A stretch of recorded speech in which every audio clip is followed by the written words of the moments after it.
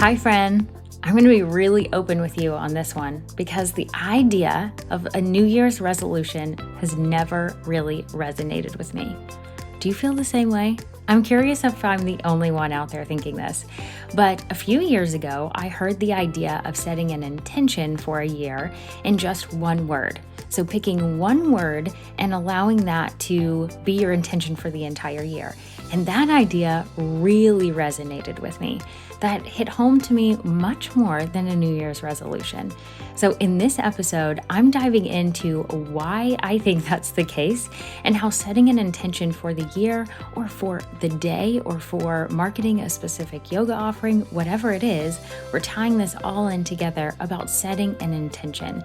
But specifically, I will be talking about how I set an intention for the entire year so that it's not just my business, but it's all encompassing.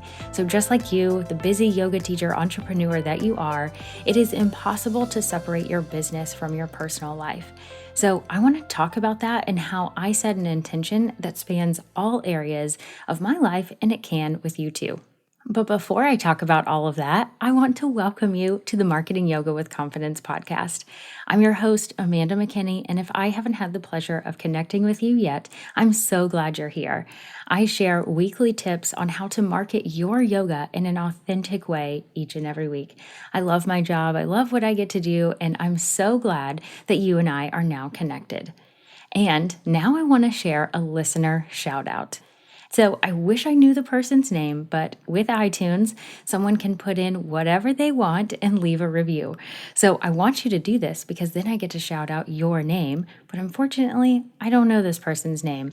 So dear yoga teacher friend that has the very long name of MMMBCDYIGEDG, I appreciate you and I wish I could shout out your name, but I do want to share your words. And since most of my listeners are female, I'm going to assume that you are a female. So she says, Amanda seamlessly combines accountability, friendliness, education, and support into every drop of her work.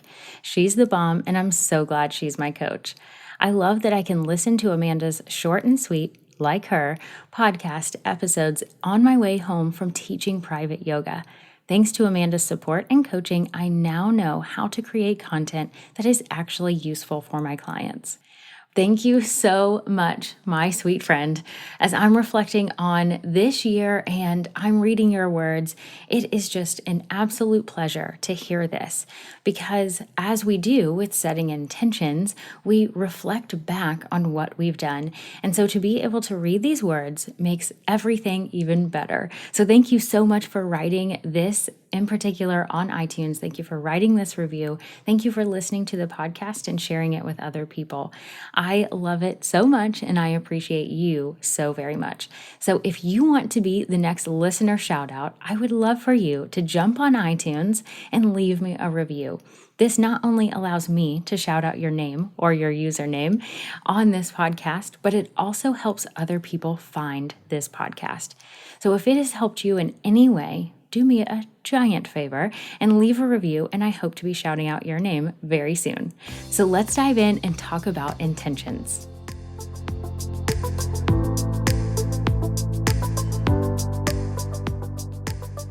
So I shared at the beginning of this that the idea of a resolution didn't ever sit well with me, but the idea of setting an intention really does. So one thing I like to do when I'm looking at just why I'm choosing to take a certain path, sometimes looking at the definition of words really helps me.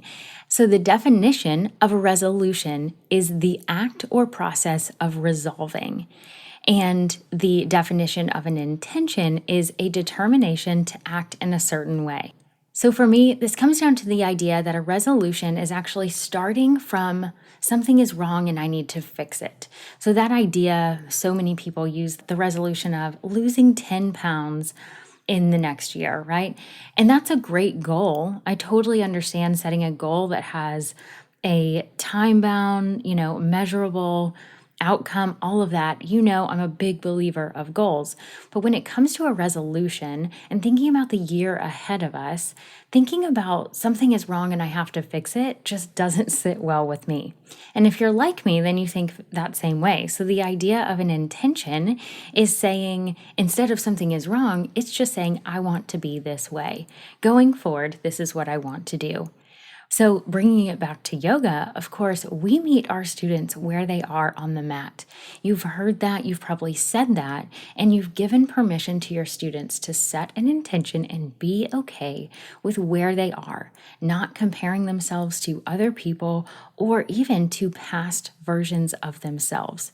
So I want you to know that in this moment, if you're listening to this podcast, that there is nothing wrong with you. You don't need to resolve anything, but we can all live just a little more intentionally. And so that's what I want to talk about today. And thinking about, if you're listening in real time, I am setting the intention for 2020, but it doesn't matter where you are in terms of the season of the year. It could be any time. But if you're listening live and you're thinking about a resolution or an intention, I just want you to know you don't have to fix anything about yourself. Let's just pick a word and live just a little bit more intentionally towards that word. And speaking of words, I like to choose a word instead of a long phrase or more like a goal so that I will lose 10 pounds by the end of the year. Instead, I like to really keep it simple. And that's really why. It keeps it simple. I can remember it, and it's very easy for me to think about one word, to write one word down every day of the year, or even every other day, or even once a week. I'm not saying you have to change your entire life here. I'm saying that you pick a word instead of a phrase. And we can say that we live with that intention all the time. So again, just like you would set an intention for a yoga practice, it's usually one word. And as a yoga teacher, you probably encourage your students to do this, and you remind them over and over and over again during the class. Come back to that intention. What was that word that you chose at the beginning of the practice? And it's because we can absorb that idea of one word, and it actually makes it easier for us to achieve that because it's really clear, focused, and simple. So if you're thinking about setting an intention for this year, I have a way that you can come up with your word. And the question that I would ask you is, how do you want to feel in 2020 or whenever you're listening to this? And I want you to really think about the word that just popped into your mind. Don't overthink the word. Don't judge the word. Just be with that word and think, okay, I want to feel happy. I want to feel less stressed. I want to feel good. I want to feel whatever it is that you want to feel in 2020. That is the word that I want you to think about. And remember, you've got time, especially if you're listening live, then you have a few days before the end of the year. And no matter when you're listening to this, like your new year can start anytime. It doesn't have to be January 1st. This can happen anytime at all. So when you're thinking about this, I want you to think about that word and what popped into your mind, and don't judge that word. And another piece of the puzzle when it comes to choosing your word, right? Maybe something just flew into your mind and you feel great about it. And you already know, yep, that's my word. But if you're still thinking on it and not quite sure where you want it to be, then I want you to think about going back, right? We look back and reflect on the past year to then think about what we want to change, right? And again, there's nothing wrong with us. We're not fixing something. We're just changing something to live intentionally. So when I look back, I look at the words that I chose for last year. So whether or not you chose words for last year or not, it doesn't matter, but I was able to look back on my words. And I actually picked 2 words last year, and I'm not going to go into detail about why I picked these words. You can totally creep on my past video blogs and look that up. But I picked the words focused and free. And there was some flexibility in there because I allowed myself the 2 words, but it was really important to me because I felt scattered at the end of 2018. So going forward in 2019, I wanted to feel focused. But I also wanted to feel a little bit more free in terms of just situations of business and personal. I wanted to feel a little lighter and free. So I picked focused and free. And so when I'm thinking about 2020, I reflect on how did that go for me in 2019?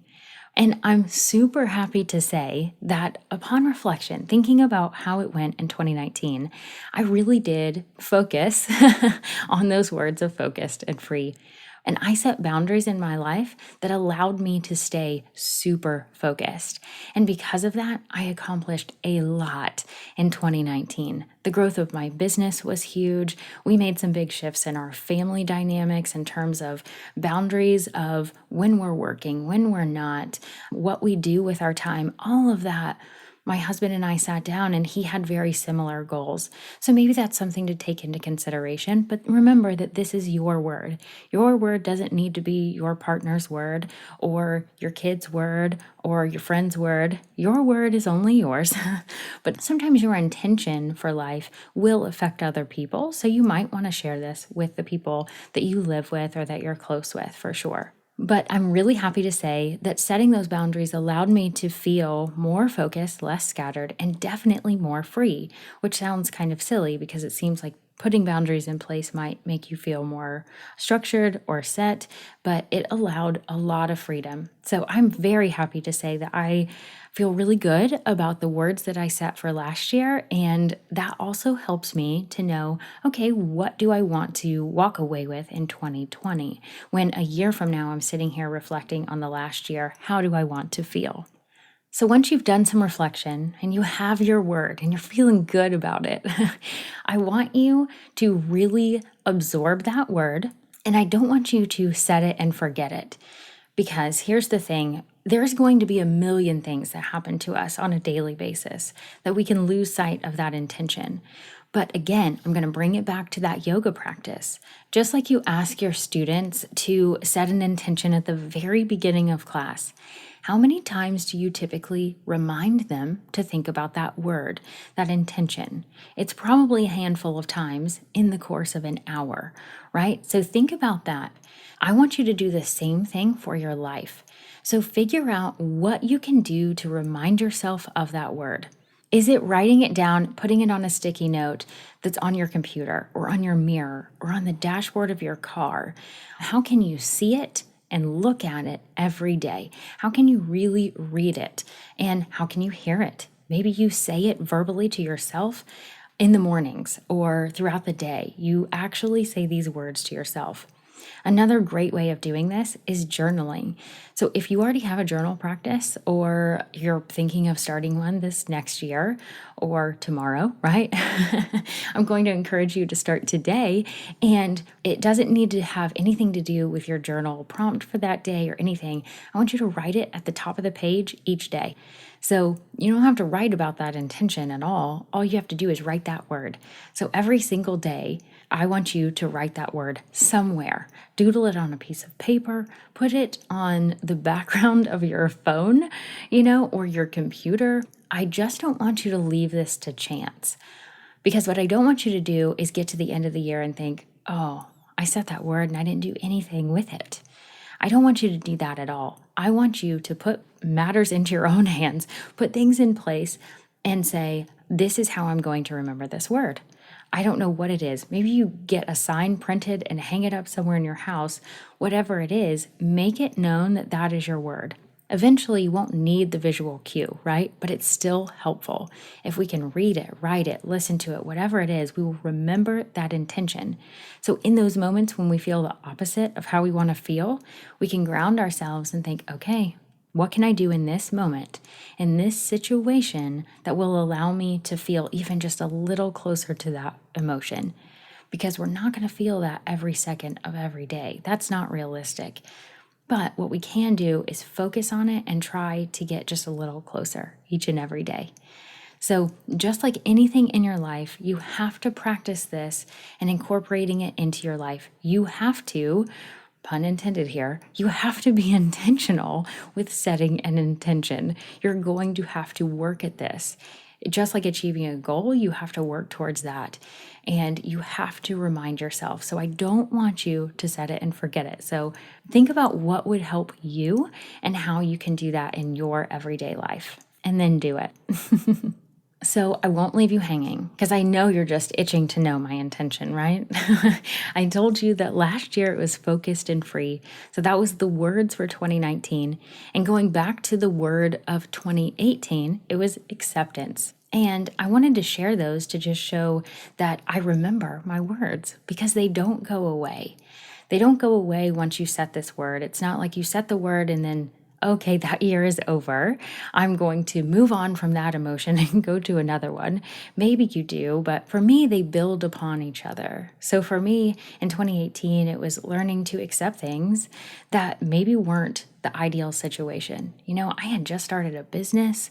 I was really starting to hit some growing pains and really understanding like I have to accept the fact that things take more time, right? I'm still learning the patience side of things, but there's a lot of acceptance that happened for me in 2018. And then moving towards 2019, it was focused and free. And so for 2020, my word is ease. And I want to be very clear when I say that it is ease, not easy. I don't want it to be confused. I'm not looking to make things easy in my life because I grow when things aren't easy. So I don't want it to be easy in terms of like my life is a cakewalk. What I want is for things to be of more ease. So again, I look up the definition of things, and the definition that I am holding on to for this year, going forward in 2020, is to make less difficult.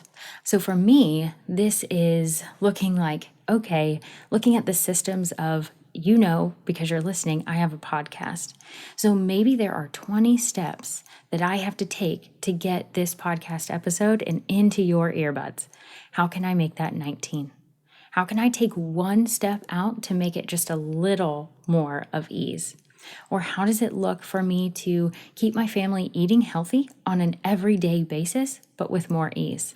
So this word, I want to make it really clear to show that this word is, yes, focused on my business, but it's also my personal life too, because we can't separate these two things. I really don't think that's possible, especially when you do something like we do.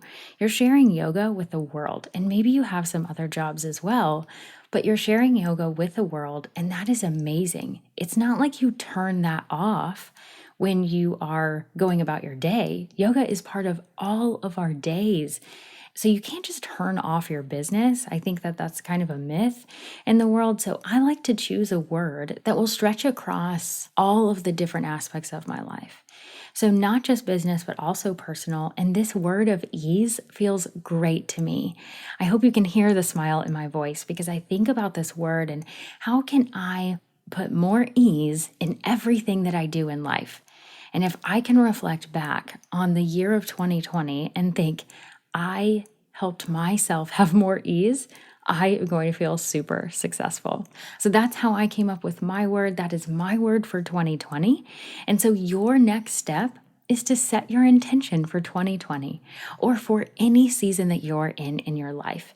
It doesn't have to be the new year. No matter when you're listening to this, maybe you want to set an intention for a specific season and not a year or just a specific offering. Who knows what you're thinking in your mind? But whatever it is, I want you to set that intention. And if you can, pick one word. But again, let yourself have a little flexibility here. I had 2 words for last year. Pick one word if you can, and then figure out what you can do to remind yourself of that word every single day. So I'm really fired up about this. I can't wait to hear what your word is for 2020 or for this season. If you're listening to this and you have discovered your word throughout this episode, or you took some time and think about it, I want you to write that word down on a piece of paper, take a picture, and then I want you to tag me in an Instagram story so I can celebrate your word. I would be so excited if I saw many, many messages about specific words that people are choosing for your year or for your season. I want you to tag me in that word, make it real, show it to yourself, show it to your audience. I'm excited to celebrate with you for sure. But until next time, give yourself permission to set an intention today and grace along the way. I'll talk to you soon.